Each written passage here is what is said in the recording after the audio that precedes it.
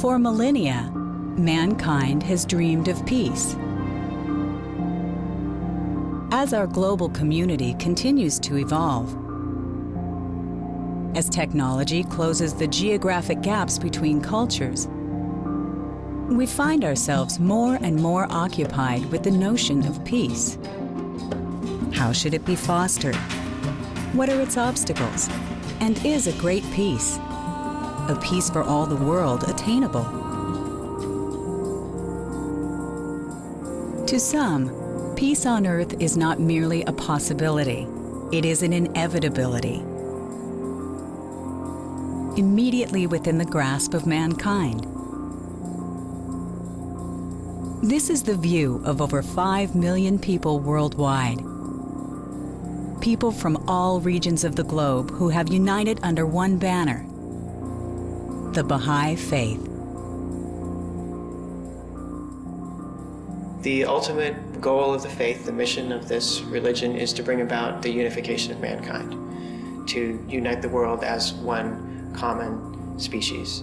You don't go to the Baha'i Center one day a week and then that's it, and then you just live the rest of your other life. You know, there's no such thing. Baha'is think about the most great peace every day because this is really the time for unification. Today, the teachings are for the entire planet. Because of technology, we can now actually see that occur. We have the possibility of uniting the entire planet under these universal teachings.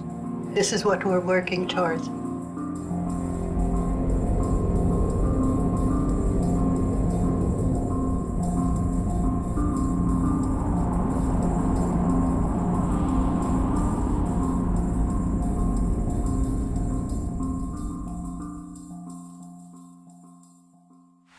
The Baha'i religion is based on the teachings of a man titled Baha'u'LLAH, or Glory of God. To the Baha'is, he is not simply a spiritual leader, but the latest in a series of divine prophets, which included Jesus, Moses, and Muhammad. It was in Baghdad in 1863 when Baha'u'llah first identified himself as a direct messenger from God, with a vision for the unification of man. Less than 150 years later, the Baha'i faith has grown into the second most widespread religion in the world. With over 5 million members worldwide, it represents an incredibly diverse cross-section of the globe. But in their brief and sometimes difficult history, we see just how troubled the road to peace can be.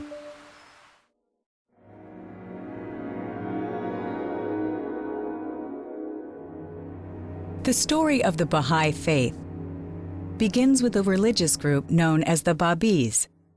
The Babis developed out of a Shiite Muslim belief in the Bab, or gate, a leader who would signal the impending arrival of the next divine savior. In 1844, a man named Ali Muhammad openly declared himself to be the Bab.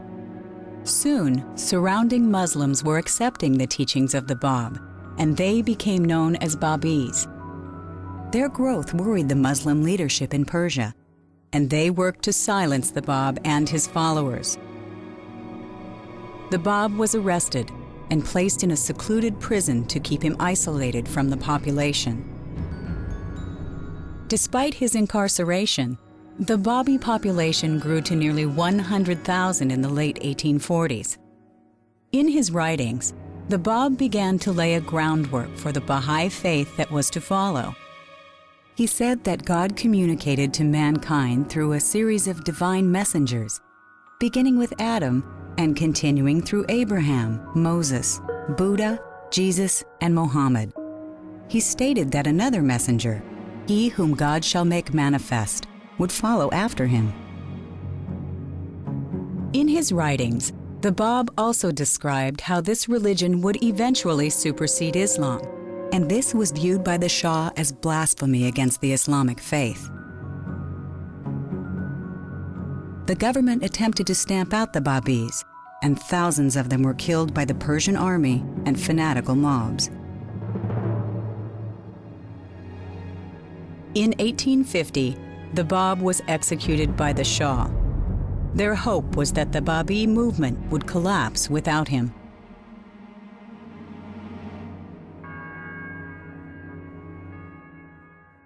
Two years after the death of the Bab, Baha'u'llah was arrested and spent 4 months in a Tehran prison. He was a member of a wealthy Persian family and a leader of the Baha'i faith. His own writings vividly describe the experience of his imprisonment. During the days I lay in the prison of Tehran, though the galling weight of the chains and the stench-filled air allowed me but little sleep, still in those infrequent moments of slumber, I felt as if something flowed from the crown of my head over my breast, even as a mighty torrent that precipitated itself upon the earth from the summit of a lofty mountain. Every limb of my body would, as a result, be set afire. At such moments, my tongue recited what no man could bear to hear. After his release, Baha'u'llah was exiled to Baghdad. There, in 1863, he declared openly that he was next in the line of divine messengers, fulfilling the role set forth by the Bab. In 1868, Baha'u'llah was exiled once again and forced to live in Akka, a remote outpost of the Ottoman Empire, part of modern-day Israel. He lived there for the remainder of his life, writing the texts that would come to define the Baha'i faith. During that time, Baha'u'llah also wrote a series of letters to the leaders of the world. In them, he announced the coming of a new era for mankind.